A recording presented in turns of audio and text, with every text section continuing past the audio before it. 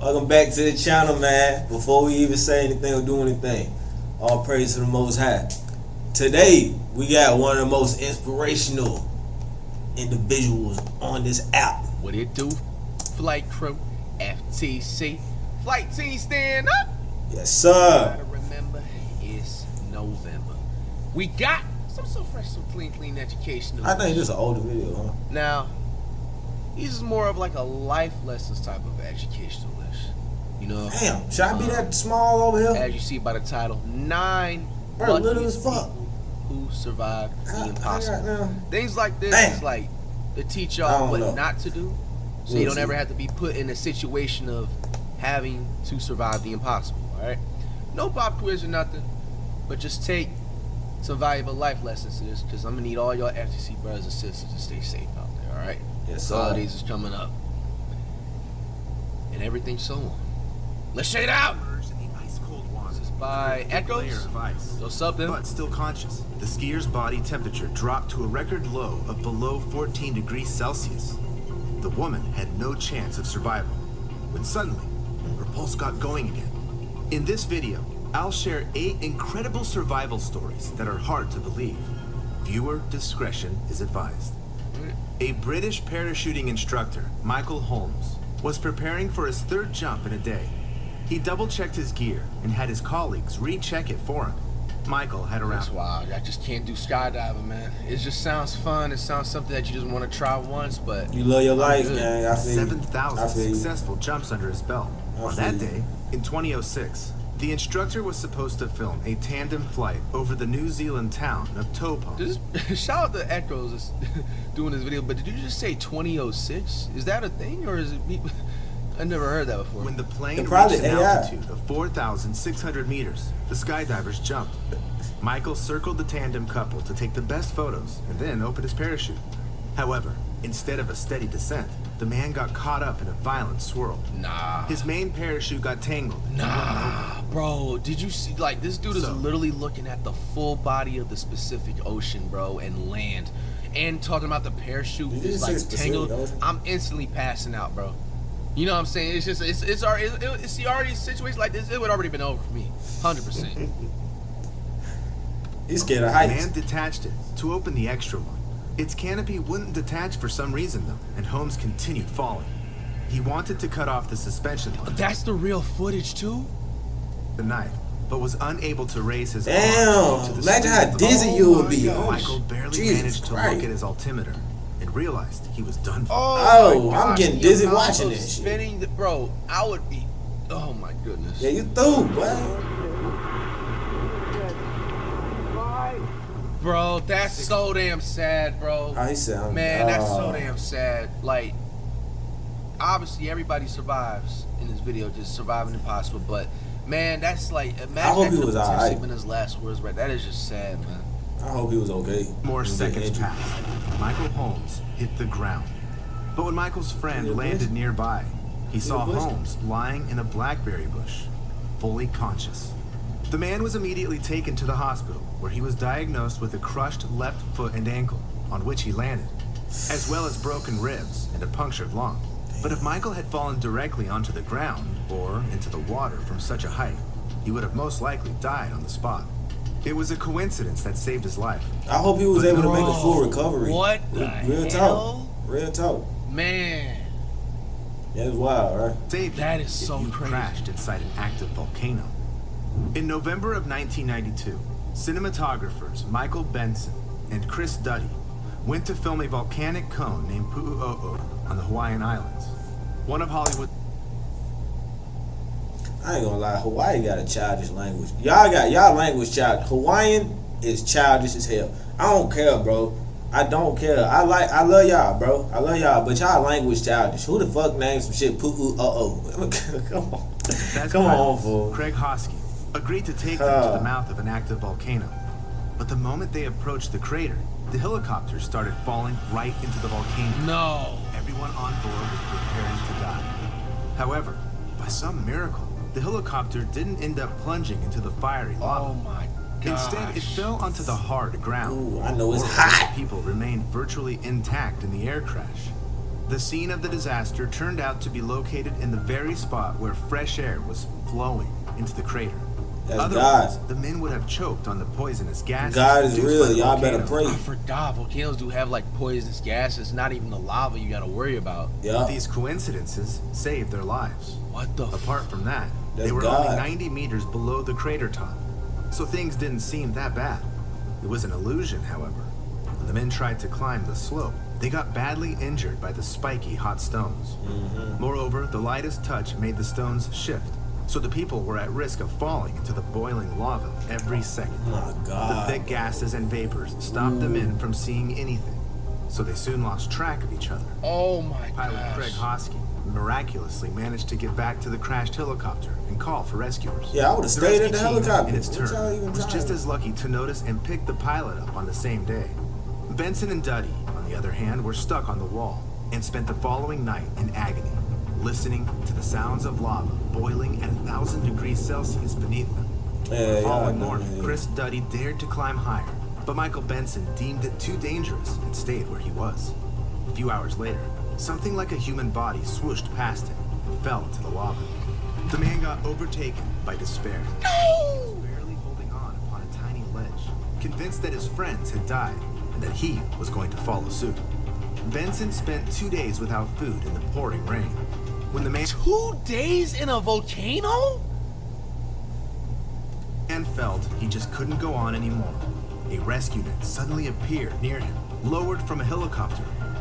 Moreover, Benson was told that all his friends were alive.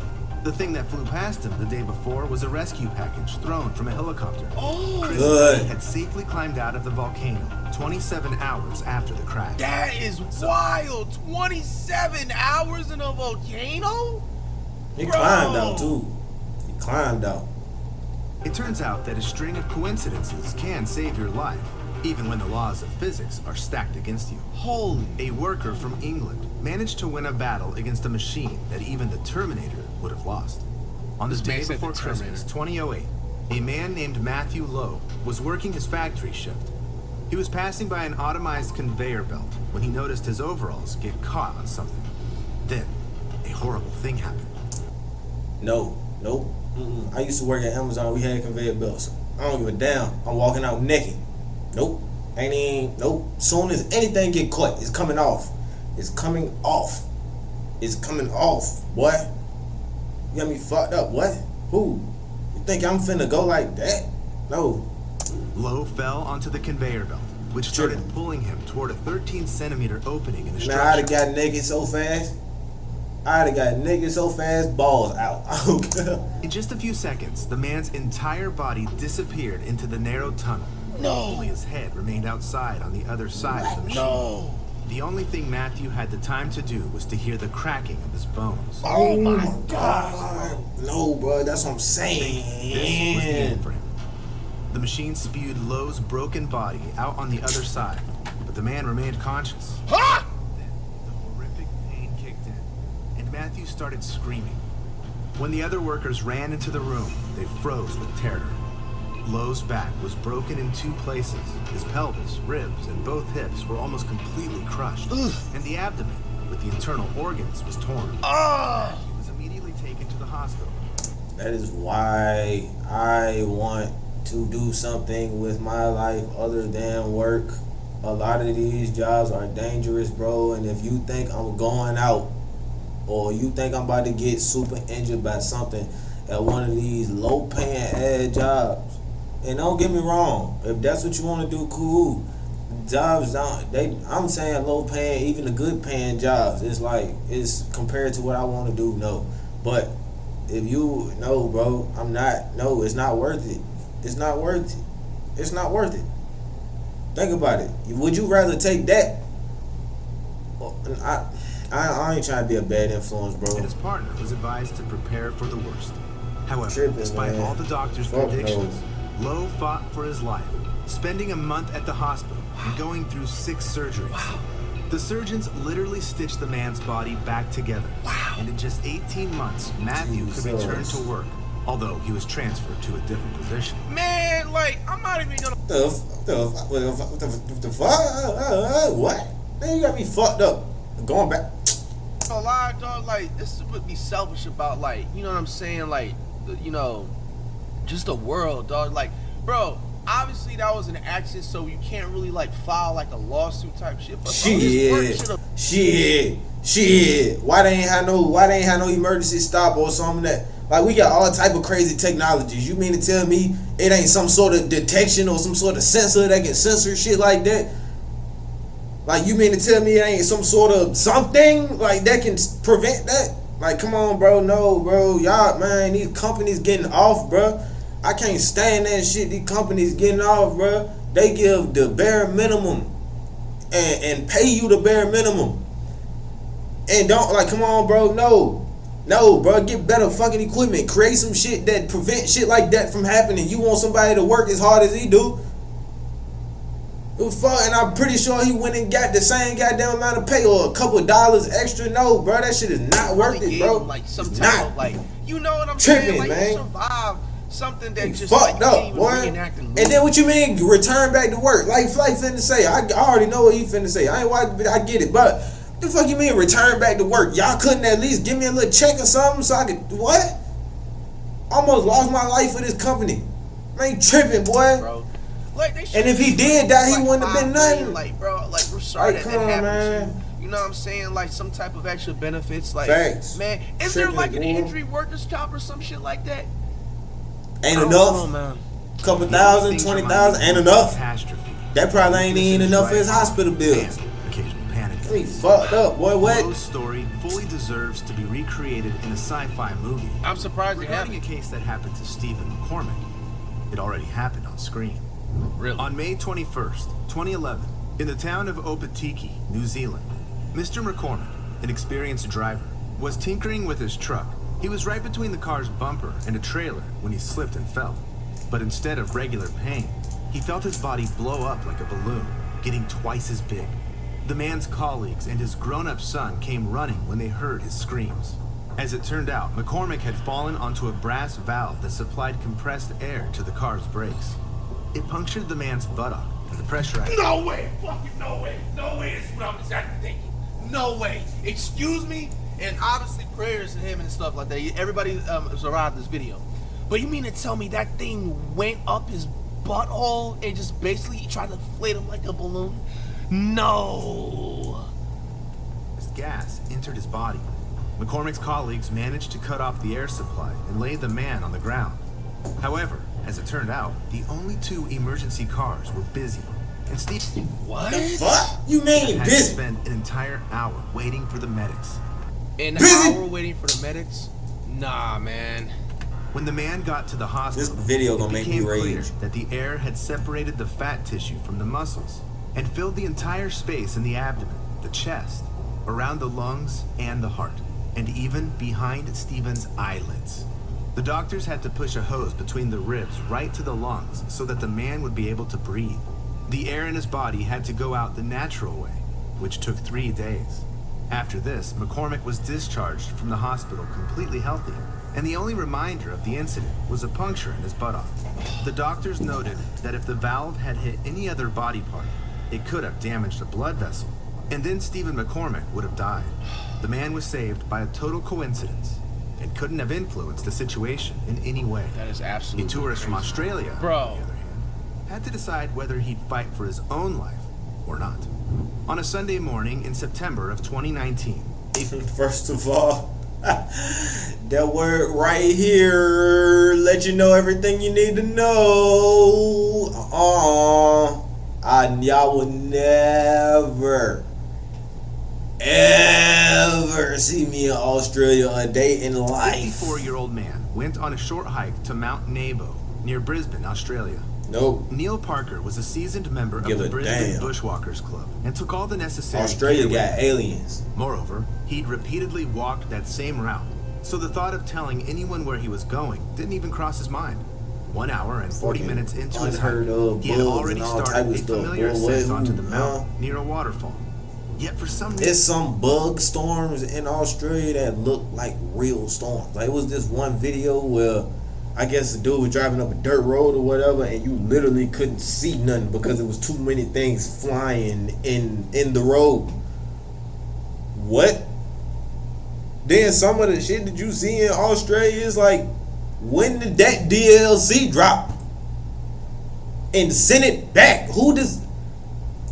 God isolated Australia for a reason. That's all I got to say. Normally reliable rocks suddenly started shifting under Neil Parker's feet, and he plunged downward.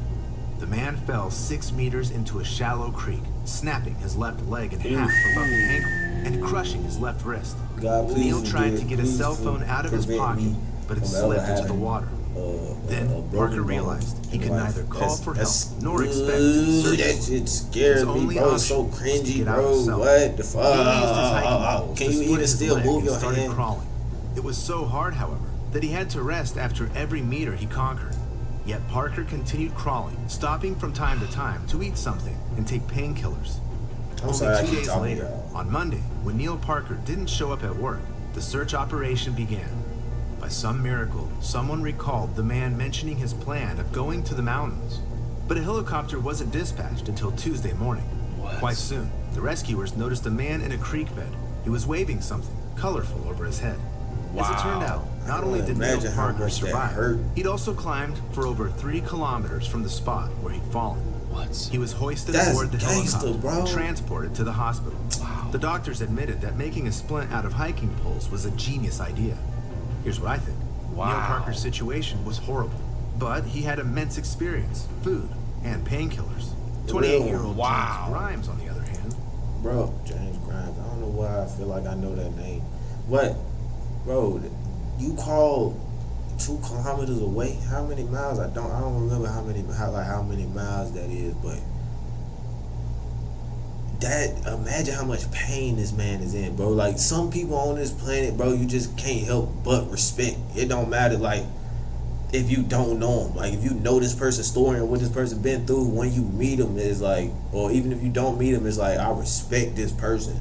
If I ever met him, I'm gonna treat him with the utmost respect, because, bro, do you know how much that take, bro? Like, could you be able to do that? Your bones broken in half. You gotta crawl miles. Like, come on, man. Had to get out of a similar 1 mile without even firm ground under his feet. On November 23rd, 2022, a man got aboard a cruise liner in New Orleans to celebrate the upcoming Thanksgiving.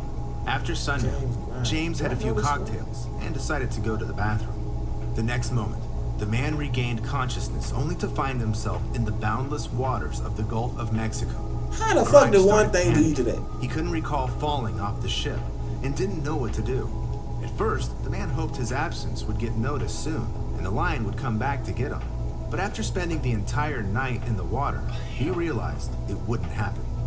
During that time, a large group of jellyfish badly stung James's body, and when the sun rose, new trials awaited Grimes. He noticed a fin nearby. What do you mean the sun rose? He stayed stationary in the middle of the Gulf of Mexico Ocean? Yeah. Stationary like that? No sharks whatsoever? Even damn the shark, you ain't sink, you ain't drown. Like, what? That's crazy. I don't even know how to float in a pool yet. I'm still working on that.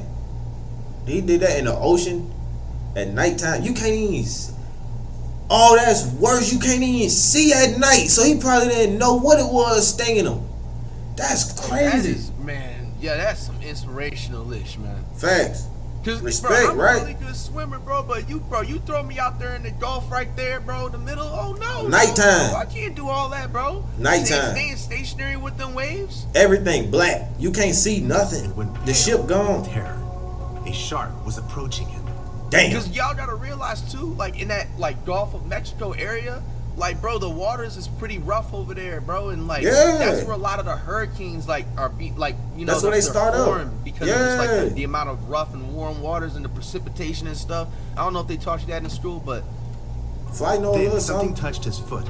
He kicked it hard, held his breath, and prepared to die, but nothing happened. The shark shit out there. Was one. Never returned. Suddenly, James. He probably kicked the shit out of this shark. The shark, ooh, this some food. Hey, man, goddamn.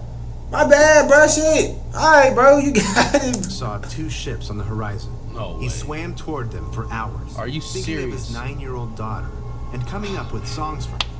All the while, why the hands red? Burning That's that dad strength, man. And when James had already spent 20 hours in the water and was losing hope of ever seeing his family again, a lifeline landed near him. The man used all of his remaining energy to try and grab it, but the mighty waves did not allow him to. Eventually, a Coast Guard helicopter started circling over James, and rescuers took hold of him. That's the real footage too. One of them noticed that Grimes had 1 minute at most before dying of hypothermia in the ice-cold water. But oh, it's I ice think cold. This is the most incredible story in this video. Well, it's probably a different time of the year. Possible to get caught in a storm at a cruising altitude and survive. On February 14th, 2007, in the small Australian town of Manila, a world skydiving. There we go with this Australia. We go with it again, mate. Eva Wisniewska was preparing to defend her title for the nth time. The sky was absolutely what does that mean? day, despite forecasts of a violent storm. However, when the woman took to the sky, the weather quickly deteriorated and clouds appeared around her. Eva directed her paraglider under one of them when suddenly she felt a fierce, invisible force get a hold of her. At a speed of 20 meters per second, the woman was flying upward, right into the storm's epicenter. This is a natural phenomenon called cloud suck. When the warm air from beneath suddenly rises to the cold air. Bro, they have never taught me this in school right here. Cloud suck? First, Eva only saw lightning bolts around her, and then she was completely covered by the pitch black darkness. The abrupt pressure change caused the woman to go unconscious. She couldn't feel the hail hit her while the 50-degree frost was covering her skin with ice. In the end, Eva was sucked onto almost the cruising altitude of a jet plane, 9,947 meters.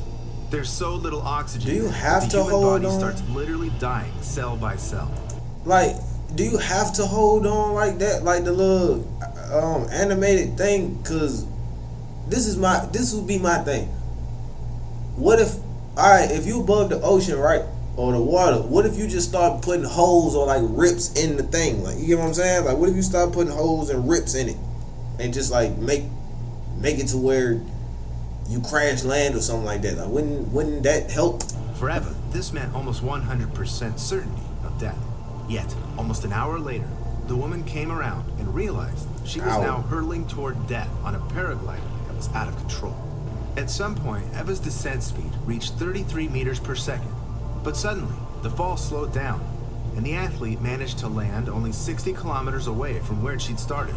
The woman's entire body was covered in bruises from the hail, and she had severe frostbite on her face, ears, and extremities. Wisniewska's survival has been compared to winning the lottery 10 times in a row. It was nothing short of a miracle. Shit, I would goddamn fuck that. Then give me the money for the lottery 10 times in a row. Then I'll take one. Shit, what? Who? Huh? All right, shit. However, I've saved the most incredible story for the very end. Not even doctors can explain how Anna Bagenholm managed to come back to life. In May of 1999, a Swedish radiologist was skiing in the mountains near Narvik in Norway.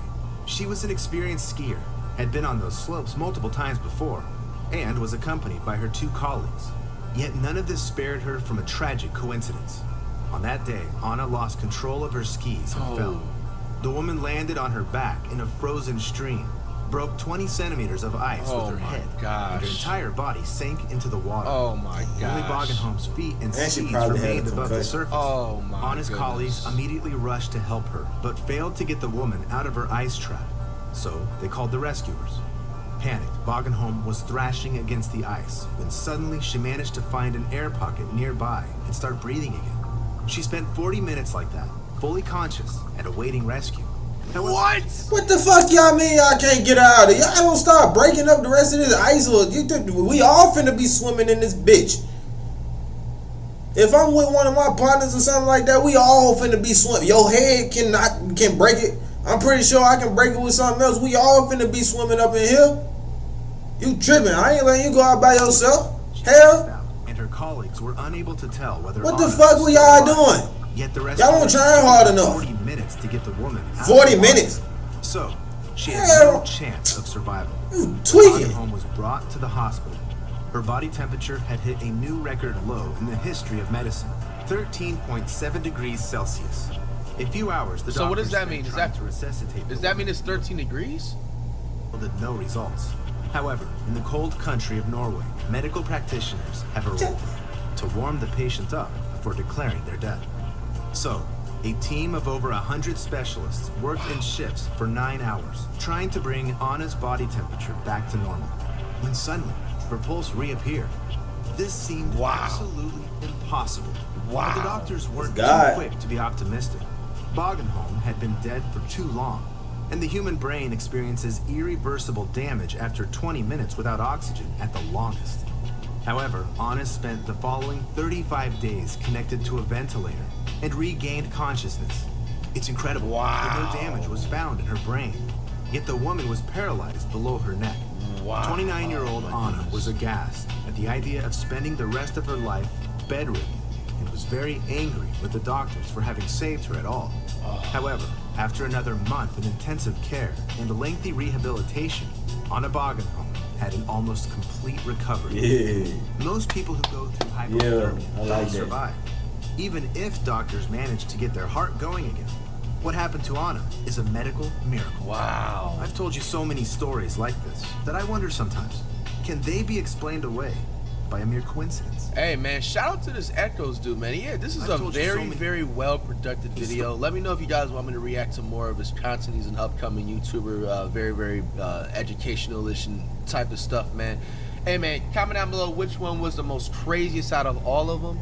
Man, honestly, like, to be more surprising, like, the craziest one for me had to be the skydiving one, because it's just like, bro, this dude literally fell all the way from outer space and was lucky enough to land in a tree. Even that he landed a bushes of blackberries, like, the fact he was able to survive, I don't know which one, man, because then it's just like, thinking of the guy that was in the ocean, bro was just in the Gulf, you know what I'm saying, in the Pacific Ocean, bro, just stationary for 20-something hours. And then you had the volcano one, but there's just so much to pick, man. Hey man, like, life is crazy, man. Make sure y'all be safe out there, man. You know what I'm saying, don't do anything, you know what I'm saying, super wild just because you want to get an adrenaline rush, bro, because you just never know. I was gonna say that for that, but flight, bro, was crazy, and anybody else watching was crazy. Like, you can't even say that because one of them, he ain't do nothing but go to work. Man, you got to go to work. So it's like, you got to just be careful, period. You damned if you do, you damned if you don't, bro. Like, real life, just be cautious, bro. Care about your life more than anybody else do. Please, man. But other than that, man, y'all be cool. Have a good day, bro. We'll catch y'all in the next one.